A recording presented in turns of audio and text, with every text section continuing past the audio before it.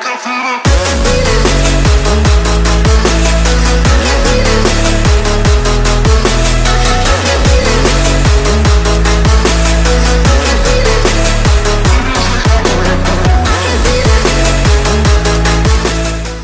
going to start out by taking the Urban Decay Quick Fix Spray and just applying that all over the face as a base.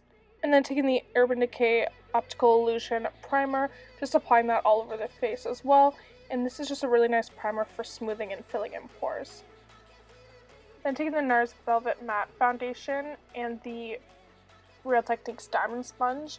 These were two products I was trying out for the first time, and honestly, them together, I did not like it. I don't know if the sponge was the problem or the foundation, so I'm definitely going to have to try them separately and see how they perform before I can give my honest opinion. But for first impression, I was not happy. Like, as you'll see, I end up going in with my tried and true original Real Techniques sponge, and that just works a bit better, but I still found the foundation really stiff and kind of hard to blend out. I don't know, I might need to try applying it with a brush, but usually my beauty blender does wonders and works for all foundations, but this one I was just having a hard time with. Then taking my MAC Soft Ochre Paint Pot and just applying that all over the lid for a base for the eyeshadow. Then taking the Tarte Tartland Bloom eyeshadow palette and just taking the lightest shades of the palette and setting that base.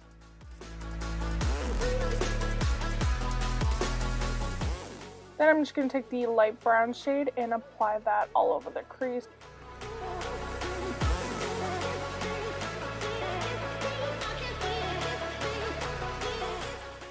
Then taking a smaller crease brush, I'm going to be taking that kind of reddish brown shade and deepening up the crease even more for more definition.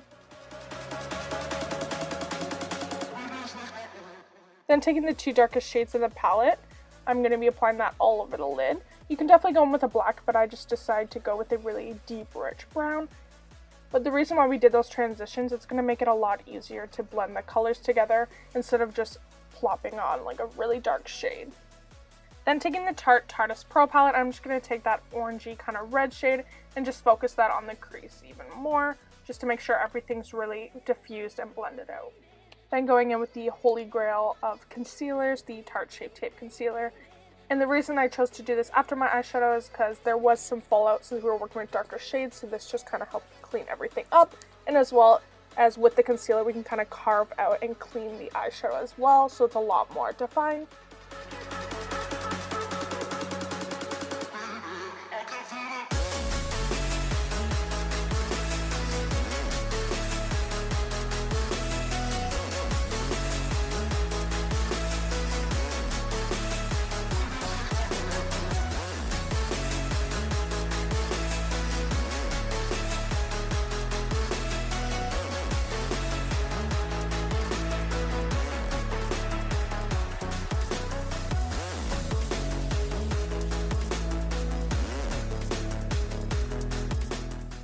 Next, it's time to bake, so I'm taking my NYC translucent powder and just baking the under eyes, and everywhere else I applied that concealer.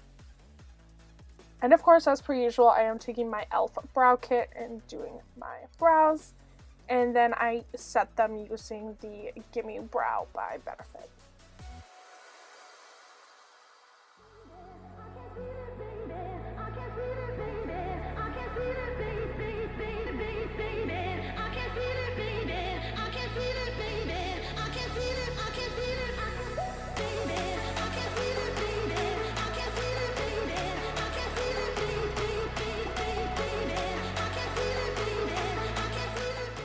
And then for the red eyeliner, I actually used a liquid lipstick, which I've been doing this kind of trick for a while now, and I've really been loving it.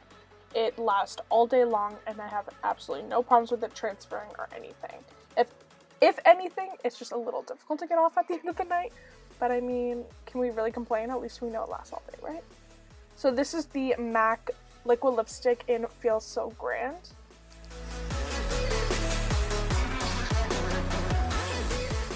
Taking my favorite eyeshadow of all time, the MAC Nylon eyeshadow, and just applying that on the brow bone and as well as the inner corners later on. And then taking the Estée Edit mascara, I can't remember the exact name, just applying that all over the lashes.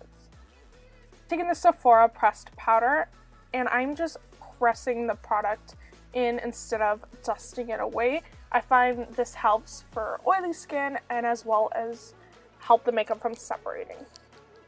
And then I'm taking this Marc Jacobs gel crayon eye pencil. I don't remember the color name, but I will definitely link it down below.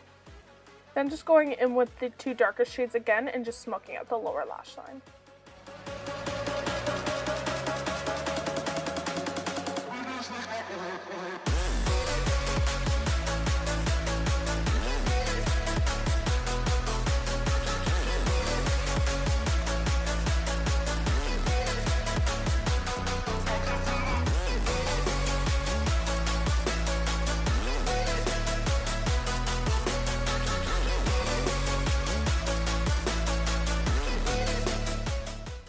And just taking the same MAC Nylon eyeshadow and applying that into the inner corner for that blinding highlight.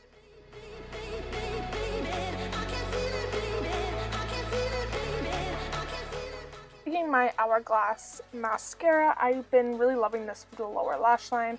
I just feel like it's really small and precise, and I have absolutely no problem with it smudging or smearing.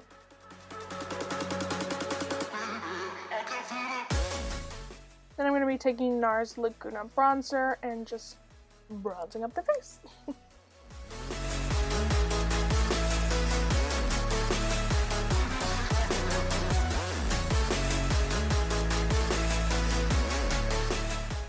And for blush, I decided to go with the Benefit Cheekathon palette, and I'm taking the two shades there, which I don't remember the names, so again, I will leave it down below for you. And then for my favorite part of my makeup, highlighting.